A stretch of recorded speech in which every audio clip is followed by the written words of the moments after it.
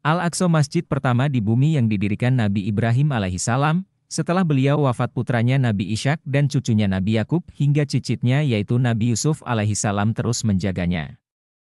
Berada di tengah konflik antara Palestina dan Israel, Masjid Al-Aqsa mendapat perhatian global. Karena masjid ini memiliki sejarah yang panjang tentang Islam dan nabi-nabi utusan Allah yang lain. Selain itu, Masjid Al-Aqsa memiliki banyak sejarah penting bagi peradaban agama dunia. Sejak lama, tempat suci ini telah digunakan sebagai simbol toleransi antara orang Islam, Kristen, dan Yahudi. Sebelum berpindah ke Ka'bah di Makkah, masjid ini adalah kiblat pertama umat Islam. Masjid Al-Aqsa telah dibangun sejak zaman kenabian dan mengalami renovasi besar selama pemerintahan Umayyah Abdul Al-Malik atau putranya Al-Walid dari tahun 685 Masehi hingga 715 Masehi.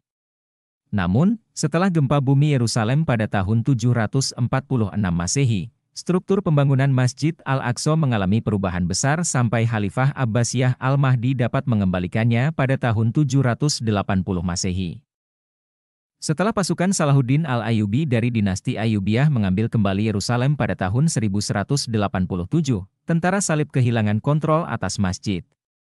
Pada tahun 1517, Kekaisaran Ottoman mengambil alih Yerusalem dan Masjid Al-Aqsa.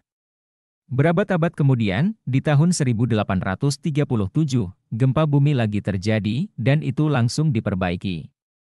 Masjid Al-Aqsa kemudian mengalami renovasi besar pada tahun 1922.